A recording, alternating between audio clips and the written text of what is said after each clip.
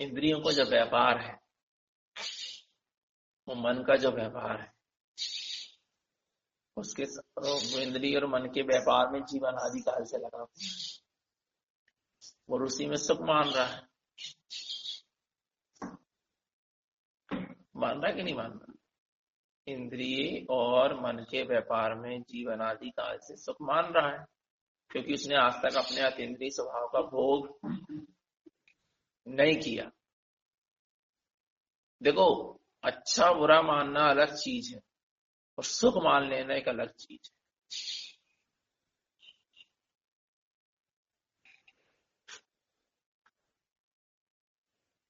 नहीं आई समझ? सुख मानना बहुत अलग चीज और अच्छा बुरा मानना अलग चीज। जीव ने अनादि काल से 5 इंद्रियों के विषयों में सुख माना है, उनकी तृप्ति माना है। कभी तृप्ति हुई नहीं, पर फिर भी तृप्ति माना है। इसीलिए सच्चे सुख की काफी नहीं हो पा रहे हैं, सुख ही मान रहे। नहीं, वो तो ठीक है, यही सुख मान लिया सच्चे सुख की प्राप्ति हुई। पर जिस उपशम सम्यक दर्शन वाले ने आत्मा के अतीन्द्रिय आनंद को एक समय के लिए चख लिया, निज आत्मा का अनुभूति श्रद्धान हुआ, आत्मा के अतीन्द्रिय आनंद को एक समय के लिए चख लिया और आत्मा के आनंद को चखने के बाद अतीन्द्रिय आनंद उसको एक समय के लिए आया, एक समय मात्र के लिए, फिर वह मिथ्यात्म में क्या हो गया? सब आया और फिर उसने सोचा कि अब क्यों ऐसे संसार शरीर विषय भोग रूप प्रवृत्ति की जाए।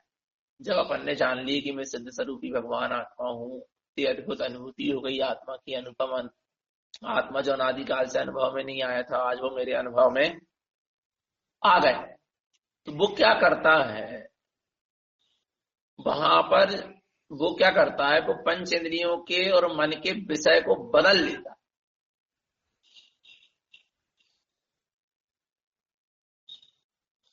पांच इंद्रिय और मन के विषय को क्या कर लेता है? जो अपन ज्ञान समुच्चय सार में भी पढ़ रहे हैं ना, कि सम्यक मिथ्यात्व बालाजी शुभराग के भाव में ममत्व करता है, एकत्व तो नहीं है, और शुभ भाव शुभ क्रियाओं में एक कर्तत्व की मानता कर लेता है, व्रत नियम संयम करके, शुभ भाव करके। कैसे अटक जाता है? पंचेंद्रिय के विषय सुख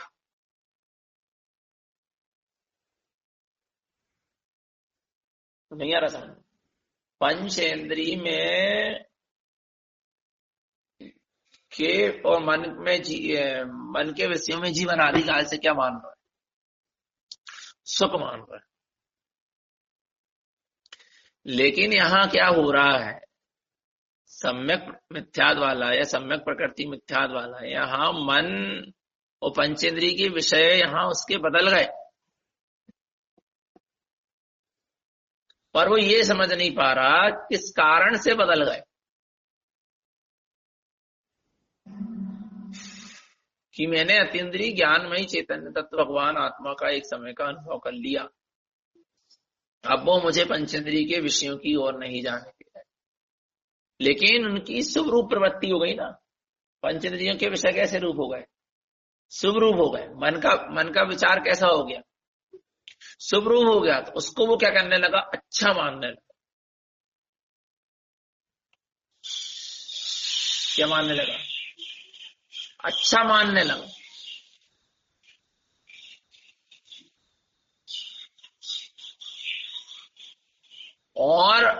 और मिथ्यात्व में आ जाता है ना वो, तो सब वाला छूट ही गए सम्यक, और मिथ्यात्व में आता जाता ना जैसे जैसे, और सम्यक का प्रसाद करके फिर सम्यक आत्मा ज्ञान, और वो उसमें सुख भी मानने लगे। सुख से उसको लगेगा धर्म तो हो रहा है, सुख मानने लगेगा, अच्छा तो होने लगा सब, पंचेंद्रिय का शुभ रूप आचरण तो होने लगा, मन का शुभ रूप आचरण तो होने लगा, शुभ रूप प्रवृत्ति होने लगी। यानी पांच इंद्रिय और मन की नहीं आ रही समझ? पांच इंद्रिय और मन की शुभ रूप प्रवृत्ति होने लगी तो उसमें वो क्या होगा? उसमें वो उसको अच्छा मान रहा है। और जो 5 इंद्रिय और मन की विषय का सहाय रूप प्रवृत्ति हो रही थी, अशुभ रूप प्रवृत्ति हो रही थी, इसको क्या मान रहा था? बुरा मान रहा था। इसको अच्छा मान, और अच्छा बुरा माने यहां तक तो ठीक है, पर सुख रूप मानने लगे ना तो गया वो तो नीचे। सुख रूप तो है ही ना, सुख रूप तो निज आत्मा की निर्विकल्प अनुभूति है, स्वानुभूति है। स्वानुभूति में जो सुख है वो वास्तविक सुख, आत्मा के अनुभव में, स्वानुभव में जो सुख है वो ही सच्चा सुख, रमणता में। उसके पहले तक का सुख वास्तविक सुख नहीं है। तो ये ज्ञानी से ये साधकों से क्या हो रही, भूल हो रही, नहीं हो रही। पंच इंद्रिय और मन के विषयों में जीव की अनादिकाल से प्रवृत्ति करने की आदत पड़ी है। अब साधना मार्ग में निकलता है, अशुभ में तो अशुभ प्रवृत्तियों को तो बुरी मानता है पंच इंद्रियों, पर शुभ प्रवृत्ति को अच्छा मानता, और कदाचित सुख रूप मानने लगा।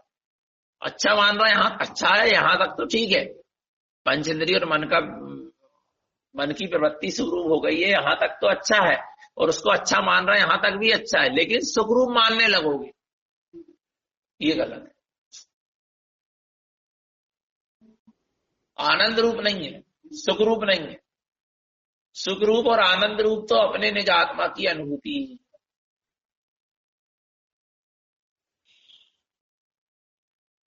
स्वानुभूति ही है। पर साधक कहीं ना कहीं भूल यही कर रहा है,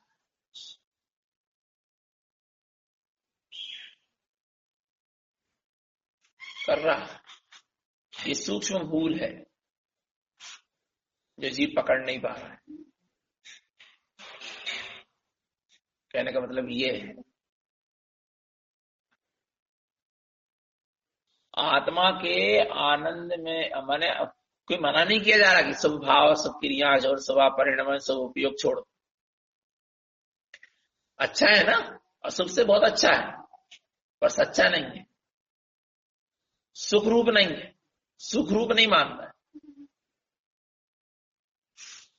और यही होता है कि क्योंकि देखो, जब साधक शुभाचरण करता तो उसके मन वचन का, उसके 5 इंद्रिय और मन की शुभरूप प्रवृत्तियां हो जाती, होती क्या नहीं होती?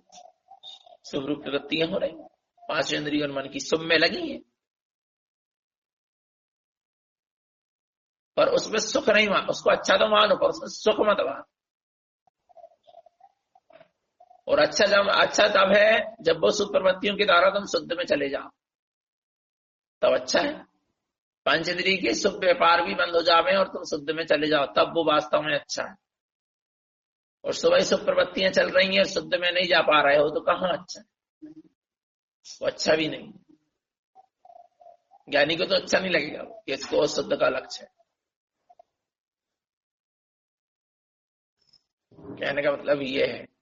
पर देखने में ही आ रहा, व्यक्ति बड़ी मंद कसाय के सद्भाव में पंच इंद्रियों और मन की सुख प्रवृत्तियों में धर्म मान रहा है, सुख मान रहा है, उसी को अच्छा मान रहा है, उसी को सच्चा मान रहा है, और उसी में रत होकर सोच रहा है कि मेरी साधना आगे बढ़ रही है।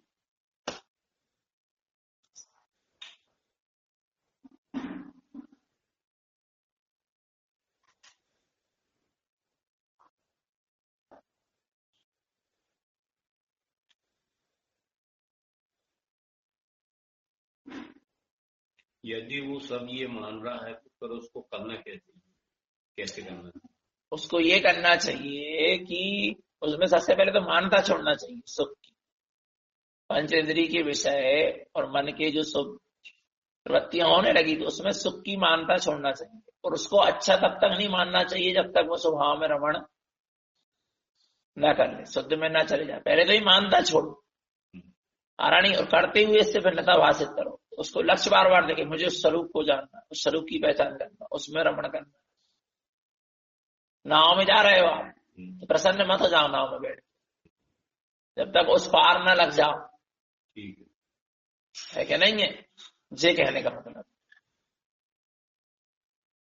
आगे बढ़ो, अपनी मंजिल की ओर आगे बढ़ो उस नाव के द्वारा। पंचेंद्रिय और मन की सुख प्रवृत्तियां होने लगी तो ये एक नौका है, समझ।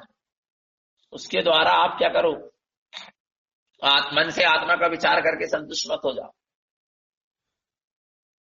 आत्मा में डूबो, 5 इंद्रियों से स्वाध्याय आदि करके व्रत नियम संयम करके संतुष्ट मत हो जाओ, अपने स्वभाव में डूबने का पुरुषार्थ करो, अतीन्द्रिय आनंद को लूटने का पुरुषार्थ करो। और देखना चाहिए कि ये नाव के द्वारा हमारी नौका और ये नौका हमें अपनी मंजिल की ओर आगे ले जा रही कि नहीं, ये पंच इंद्रिय की और मन की सुख प्रवृत्तियां हमें शुद्ध की ओर ले जा रही कि नहीं ले जा रही, हमारा उपयोग शुद्ध की ओर बढ़ रहा है कि नहीं बढ़ रहा, क्या उसी में अटक के रह गया। वो दुर्घटना घट सकती है। अभी नाव में बैठे हो, कब पलट जाए नाव, क्या भरोसा,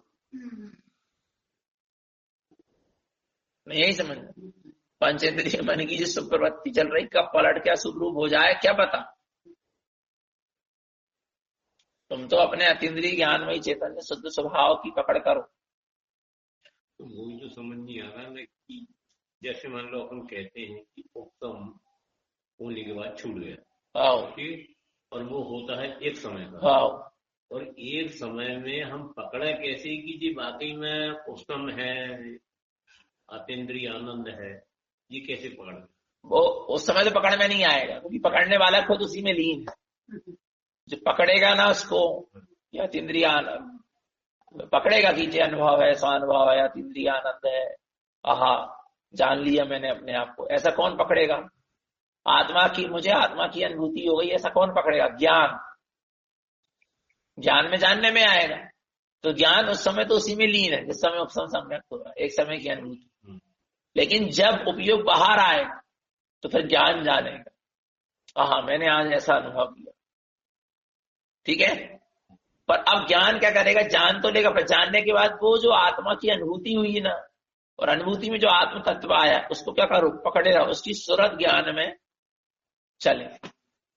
पर सूरत क्या होती पता है, बिसर जाती है।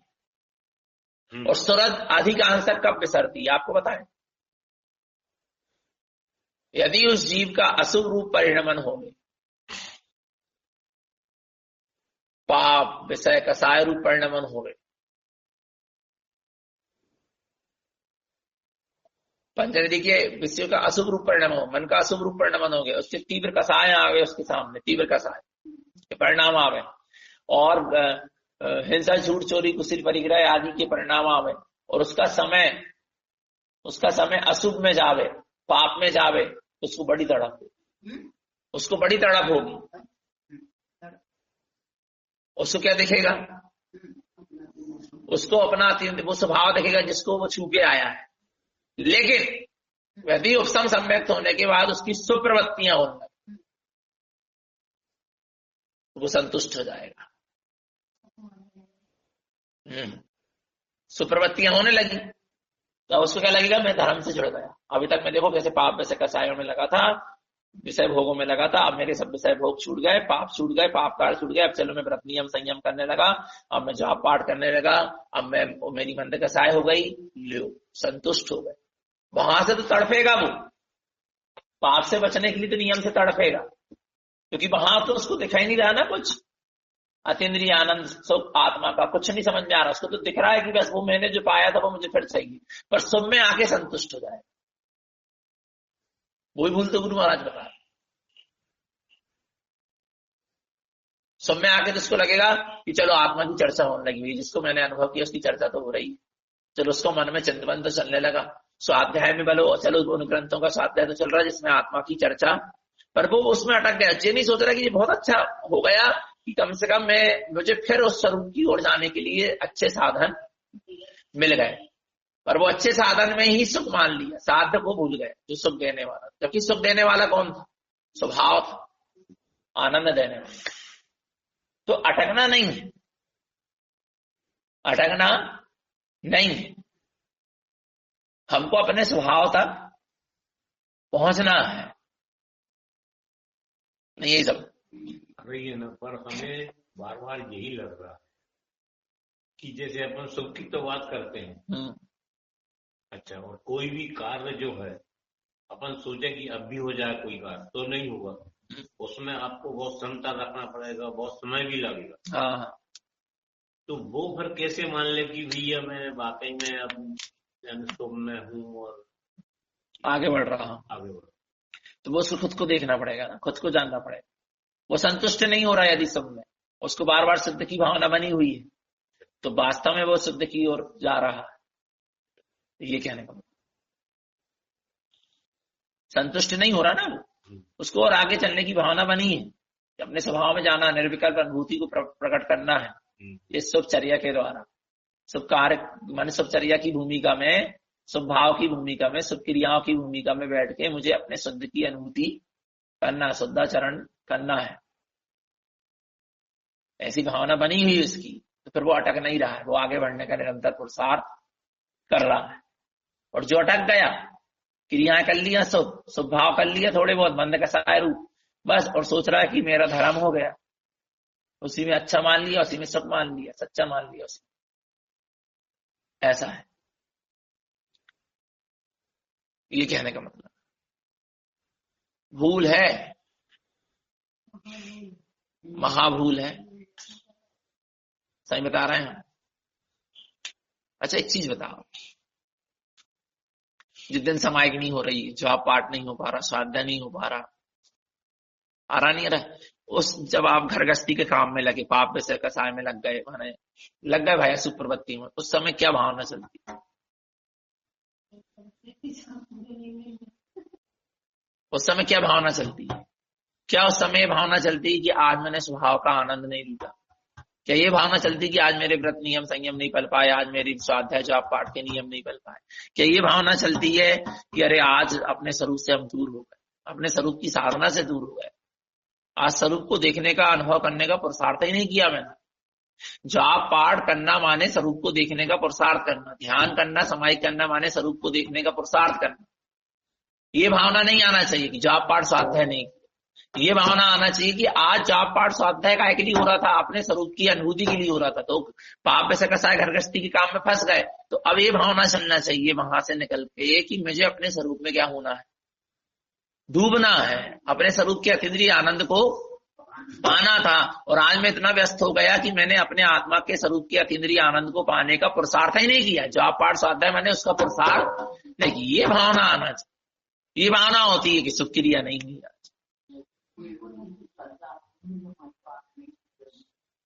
ये भावना नहीं आ रही कि अतीन्द्रिय। और आप देखना, इसलिए तो चौथे काल के जी सीधे मुनि भाई वे कभी ये भावना नहीं भाई। चौथे काल के घर गृहस्थी में जो राजा महाराजा रहे बड़े बड़े, उनने सिर्फ एक ही भावना भाते थे कि कब अतीन्द्रिय स्वभाव में डूब जाए, जिसका स्वाद हमने चखा, ये पाप में से कैसा है, कब छूट जाए, कब छूट जाए, कब छूट जाए। नहीं आ रही समझ में? सीधे स्वरूप के आनंद को लूटने के लिए वो तैयार थे, अटके नहीं बेटे। हाँ, नहीं यही समझ। ऐसा नहीं है भगवान के समूह शरण में जाते थे, भगवान की वाणी सुनते थे, ध्यान समाहित सब करते थे, पर अतीन्द्रिय आनंद को लूटने के लिए लक्ष्य का पता था। अच्छा चलो ठीक है, हम कह रहे पाप वैसे कसाय संसार शरीर विषय भोग में लगे हो, तुम अशुभ प्रवृत्तियों में लगे हो। अशुभ प्रवृत्ति समय तो याद आ रहा कि मुझे अपने स्वरूप में जाना है, डूबना है। कहाँ मैं समय बर्बाद कर रहा, कहाँ मैं तीन लोक त्रैलोकी नाथ होके कहाँ राग देश पाप वैसे कसायों में लगा हुआ हूं, मैं कैसा नीचे आचरण कर रहा हूं, मैं तीन लोक त्रैलोकी नाथ सिद्ध स्वरूपी भगवान आत्माओं के भी कैसे हिंसा झूठ चोरी कुशिल के परिणाम हो रहे, कहाँ मैं माया में धन दौलत में अपना समय बर्बाद कर रहा हूं, मैं कहाँ इंद्रिय आनंद का सारी भगवान आत्मा हूं, मैं तो अनंत चतुष्टय का वैभव वाला हूं, मैं अपने ज्ञान वैभव को क्यों नहीं देख रहा, मैं जड़ वैभव में क्यों लगा, ये सब भाव आ रहा है ना। लेकिन जब जाप पाठ स्वाध्याय नियम संयम करने लगे तब ये भाव आ रहे हैं, अतीन्द्रिय आनंद में डूब जाऊं, मैं कहाँ लगा हूं, कहाँ मैं तीन लोक का त्रिलोकी नाथ होने के बाद भी आ रहा है, नहीं आ रहा। ये छोटी छोटी क्रियाओं में मेरे को जो अपने अतीन्द्रिय ज्ञान स्वभाव में रमण करना है, अपने वीतराग स्वभाव में आचरण करना है, अपने वीतराग स्वभाव में लीन होना है, ये भी तो सब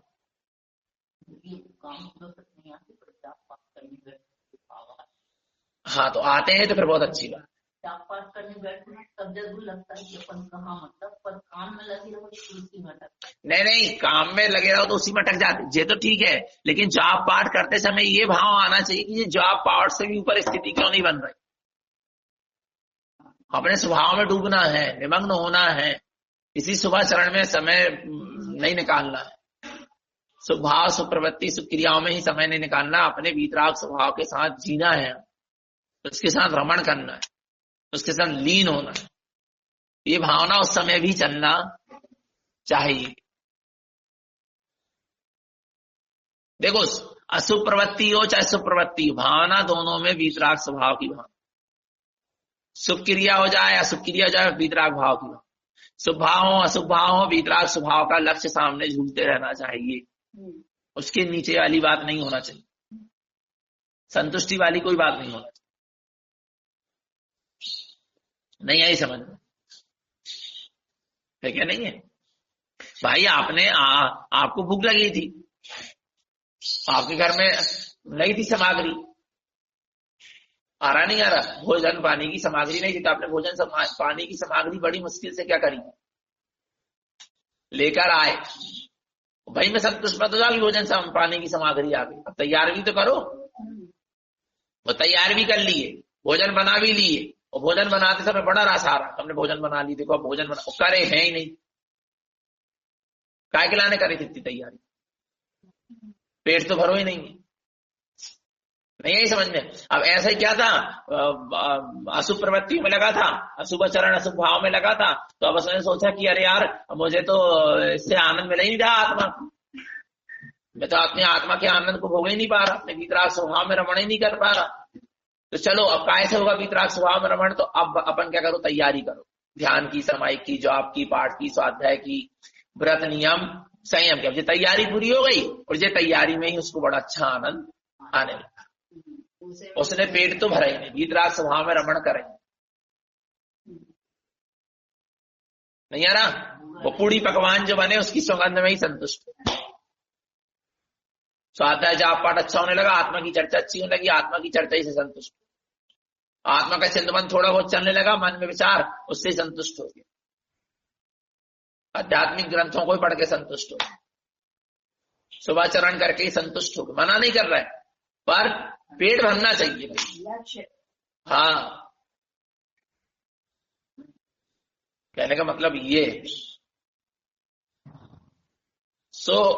पंचेंद्रिय की अशुभ प्रवृत्तियों में तो सुख मानना ही नहीं है, पर शुभ प्रवृत्तियों में सुख नहीं मानना। अच्छा तो मान सकते हो, वो भी एक समय ऐसा आएगा कि ऐसा लगेगा कि इससे ऊपर भी उठना, ये भी अच्छा नहीं है हमारे लिए, लेकिन पंचेंद्रिय की और मन की सुख प्रवृत्तियों को अच्छा तो मान सकते, पर उसमें सुख नहीं मानना, सुख नहीं मानना, अटक जाए।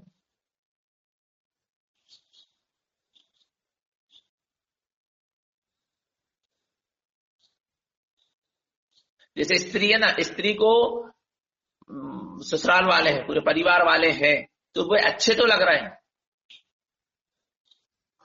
वे अच्छे तो लग रहा है, पर सुखदायी नहीं लग रहा है, सुखदायी नहीं लग रहा है। सुखदायी तो उसको लग रहे हैं अपने स्वामी, उनका स्वामी घर से बाहर गया है, आ रहा नहीं आ रहा, अब वो परिवार वाले उसको बहुत अच्छे से खिला रहा है, पिला रहा है, सब कुछ कर रहा है, सबके साथ रह रही, उठ रही, बैठ रही, सब कुछ कर रही है, और अच्छा भी लग रहा है, सब हंस रहे, बोल रहे, बता रहे हैं, उसका मन बहल रहा है, सब कुछ हो रहा है। लेकिन उसके स्वामी बाहर गए ना 2-3 दिन से, जब तक वे आना जाए, जब तक उसको सुख की कल्पना कहीं नहीं हो रही। अच्छे की कल्पना तो हो रही, पर सुख की कल्पना नहीं हो रही।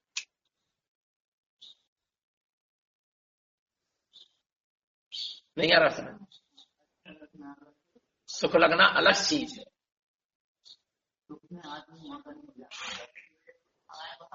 चले गए बस,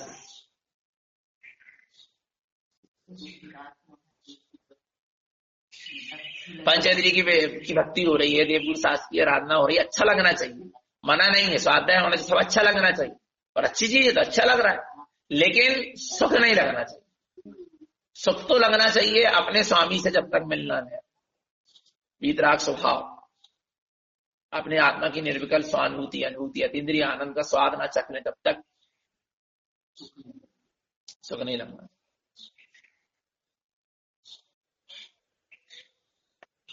ये कहने का मतलब, यही भूल हो रही है।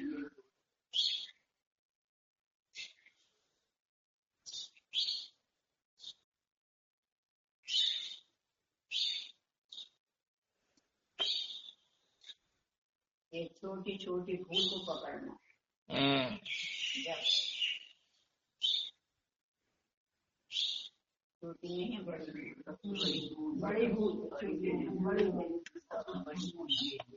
भूल चल रही है और यही मिथ्या, यही सम्यक मिथ्या तो सम्यक प्रकृति मिथ्या के कारण बन रहे हैं, जो क्षायिक सम्यक होने में बाधक बन रहे हैं साधक के लिए। आत्मा का ग्रहण अटल अचल श्रद्धान नहीं होने के।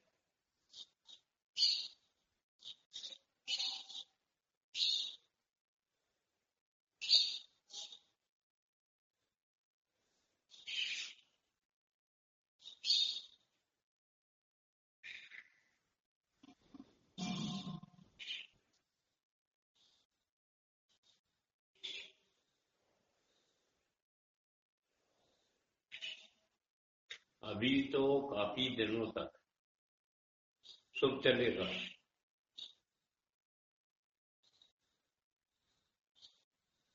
चलेगा तो बहुत समय तक सुख। हाँ, काफी दिनों तक चलते रहे। हाँ, तो उसको अपन निरंतर ये करते रहो। हाँ, ये है उपाधि तो वीतराग स्वभाव है, ये चलता तो रहे, चलना बंद नहीं होगा। हाँ, निरंतर कई दिनों तक कहना चाहिए, कई भावों तक चलेगा वो, पर उसमें संतुष्ट नहीं होना। वीतराग स्वभाव की रमणता, उसको हे करते रहो ना। मुनिराज तक की सुख प्रवृत्तियां चल रही, लेकिन तो पढ़ो ना लाइन, रस रूप गंध फरस अरूप शब्द सुह असुहावने, तिन में न राग विरोध पंचेंद्रिय जयन पद पावने। संतोष नहीं मानना उसमें। पंचेंद्रिय की शुभ अशुभ विषय होवे, तिन में न राग विरोध, न राग होना न द्वेष होना, चाहे शुभ प्रवृत्ति जाए चाहे शुभ हो जाए। नहीं आ रहा? पंचेंद्रिय जयन पद पावने, उनने 5 इंद्रिय पर विजय क्या कर ली? प्राप्त कर ली। कब प्राप्त कर ली? शुभ में लग गए पंचेंद्रिय के विषय में तो नहीं, दोनों में चले तो भी उसमें वो राग और द्वेष ना, उनको अच्छा बुरा ना लगे, इष्ट अनिष्ट न लगे। अशुभ प्रवृत्ति हो रही तो अनिष्ट न लगे और शुभ हो रही तो इष्ट न लगे।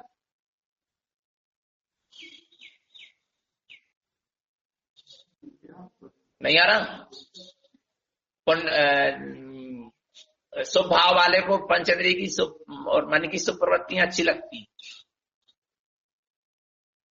अशुभ भाव वाले को पंचेंद्रियों की और मन की अशुभ प्रवृत्तियां अच्छी लगती। पर वीतराग भाव वालों को मन की और पंचेंद्रिय की शुभ अशुभ प्रवृत्ति में न राग न विरोध, पंचेंद्रिय जयन पद भाव प्राप्त कर ली, क्योंकि उनको न राग हो रहा है और न द्वेष हो रहा है, न अच्छा लग रहा है न बुरा लग रहा है। समझता हूं मैं, इसी तो कह रहे एक बार वीतरागता को भोग तो दो अच्छे से। अब आप विचार करो, माघ नंदी मुनि की अशुभ प्रवृत्ति शुरू हो गई है नहीं हो, पर उनको द्वेष नहीं आ रहा। उस समय ये सड़प नहीं चल रही कि मैं मुनि हो जाऊं, फिर से 28 गुण पालने वाला साधु हो जाऊं, संयम को धारण। उस समय जो भाव चल रही कि मैं अपने वीतराग स्वभाव में रमण करूं, वहां भी वीतरागता ही दिख रही, सुप्रवृत्ति की ओर जाने की इच्छा नहीं हो रही। किसकी इच्छा हो रही? वीतराग स्वभाव में जाने। और जब मुनि बन के 28 गुण पाल रहे थे, सुप्रवृत्ति चल रही, तब भी ये इच्छा हो रही थी कि वीतराग स्वभाव में चला, और उठाए और चल दी।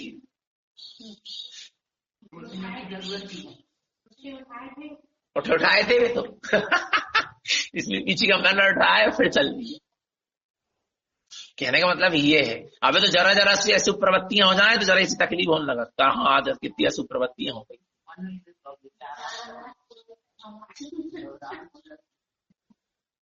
कहाँ फंस गए आज, कहाँ कितनी देर तक लग गए। ग्रहण अटल अचल श्रद्धान है ना। राजा सैनी की कितनी अशुभ प्रवृत्ति हो रही, पर घबराहट नहीं हो रही है। ग्रहण अटल अचल श्रद्धान है, वीतराग स्वभाव की लक्ष्य दृष्टि में निरंतर दिख रहा।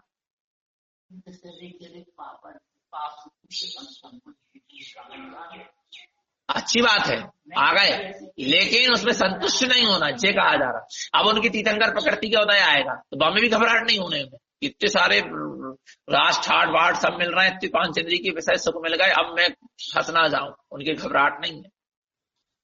उन्हें तो उनके पास भीतराग स्वभाव लग रहा कि ये तो मिल गया और ये भी मैं हूं और यही सत्य सब चलने वाला परिणाम है। सुबह शुभ रूप चल रहा था, उधर नरक में पाप रूप चल रहा था, यहाँ पुण्य रूप चल रहा है, इससे कोई संबंध। अपन तो जो है सो है, और आएगा समय और बस भीतरागी निर्गन साधु होकर अपने स्वरूप में रमण करके मोक्ष चले जाए बस। इसलिए कहते छाई सम्यक श्रेष्ठ है यहाँ, और वहां भीतराग साधु पर श्रेष्ठ। यदि सम्यक दृष्टि बन के रहना है घर गृहस्थी में तो छाई सम्यक दृष्टि बन के रहो, और साधक बन के रहना तो भीतरागी साधु वाले साधक बन के रहो बस। बीच को मामला तो सब गड़बड़ तो नहीं कहना चाहिए, पर बीच को मामला सब बस जो ये कि इंतजार वाला मामला है बीच का। कहने में तो सबको जाता भाई साहब, परंतु एक बात है, जैसे आप कह रहे छाई, तो छाई क्या कब होगा आपने मालूम है क्या? पुरुषार्थ करते रहो, पुरुषार्थ तो करते रहो, वो भी ठीक है। अब जैसे राजा सैनिक है, अब राजा सैनिक को छाई हो गया, उसको मालूम ही नहीं, वो तो भगवान सामने थे तो उनने बताया कि एक आपको छाई उत्पन्न हो गया।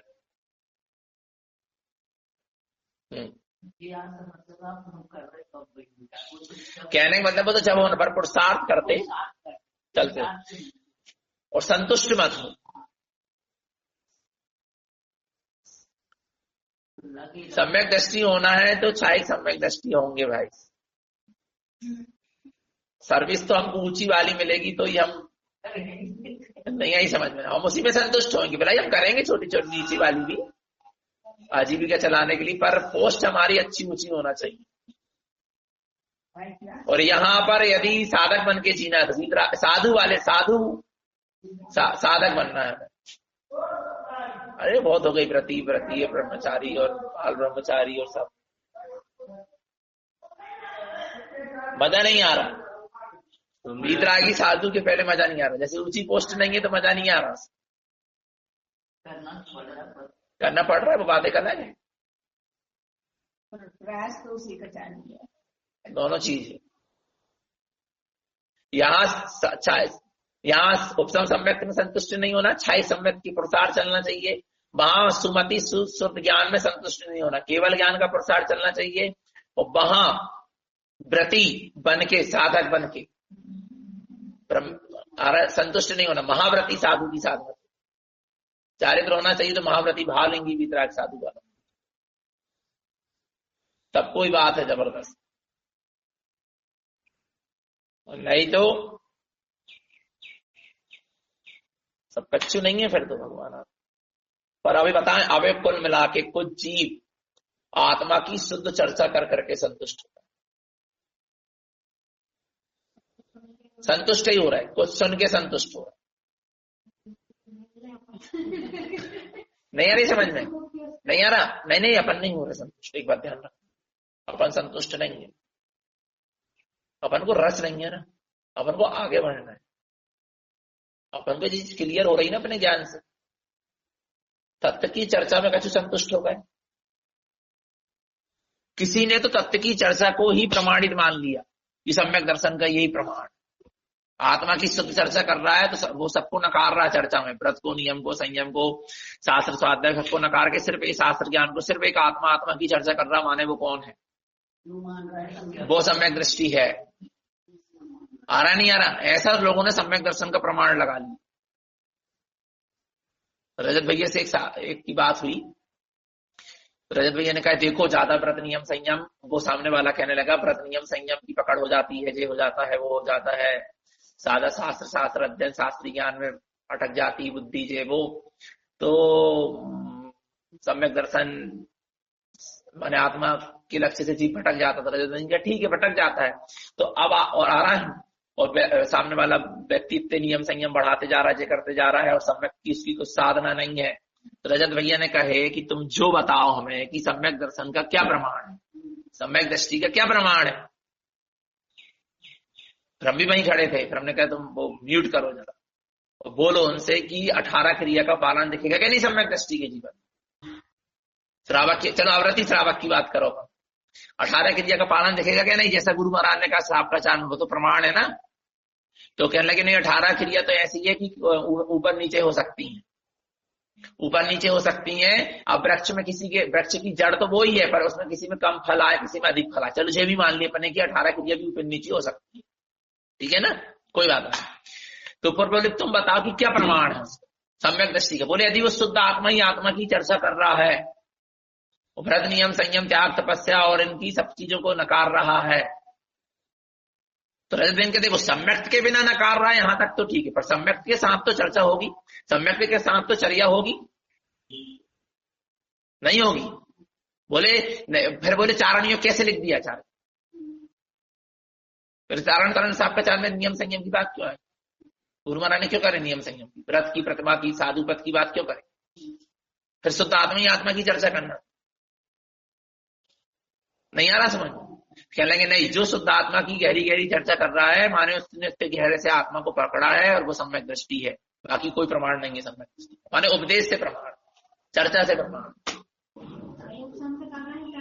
संयोग से हो रही। 11 अंगों पूर्व का पाठी तो ऐसा आत्मा दिखा देता, आत्मा चर्चा के साथ चर्या अनिवार्य अनिवार्य है, होती है,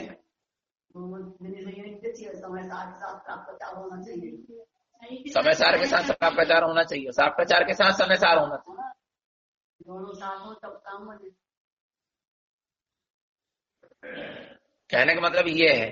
और किसी ने व्रत नियम संयम क्रिया क्रिया कर कर कर कर कर कर करके ही संतुष्ट हो गया, मुझे ही मान लिया कि मैं धर्मात्मा हो गया, उसी से उसी क्रिया हो रही। तो किसी ने शरीर को तपा रहा है, सहनन बढ़ा लिया शरीर का, तो उसको लग रहा मैं सम्यक दृष्टि होगा, मेरा शरीर से ममत्व छूट गया, लियो कोई कुछ करके कोई कुछ करके, और किसी ने शास्त्र अध्ययन कर लिया खूब सारा तो उससे संतुष्ट हो, किसी ने देवगुरु शास्त्र की श्रद्धा करके बैठ गया तो वो संतुष्ट होगा कि मुझे सम्यक दर्शन हो। बस कहीं ना कहीं जीव भटक रहा है, किसी की मंद का साय रूप परिणाम चलने लगा तो उसने सोच लिया मैं सम्यक दृष्टि हूं।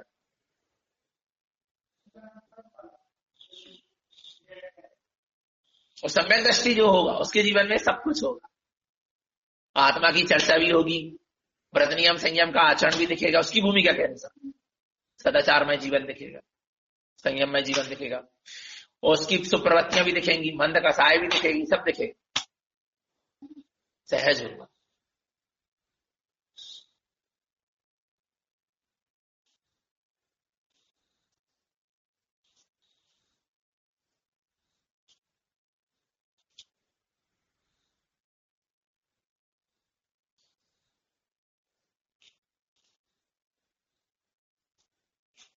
मान रहा है कि सम्यक दृष्टि का एक लक्षण है कि वो शुद्ध उपदेश देगा, और उपदेश शुद्ध दे रहा है, चर्चा शुद्ध की कर रहा है, तो जरूरी नहीं कि वो सम्यक दृष्टि हो। मान रहा है कि व्रत नियम संयम सम्यक दृष्टि पालेगा, लेकिन व्रत नियम संयम पाल रहा तो ये प्रमाण नहीं होगा कि वो सम्यक दृष्टि हो। मान रहा है कि सम्यक दृष्टि की मंद का साय होगी, पर मंद का साय हो तो जरूरी नहीं है कि वो सम्यक दृष्टि हो। शरीर आदि का सहनन होगा तो शरीर के उपसर्ग परिचय को सह लेगा, पर जरूरी नहीं है कि शरीर के उपसर्ग परिचय को सह रहा है तो वो सम्यक दृष्टि।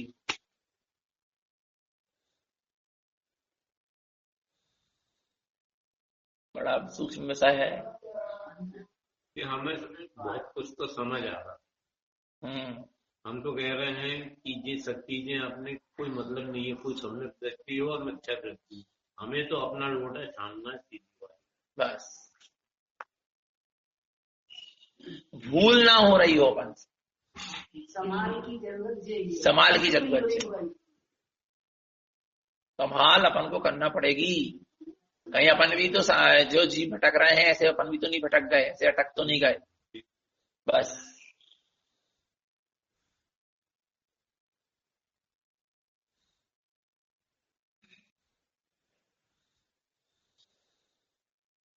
बड़ी विचित्रता है।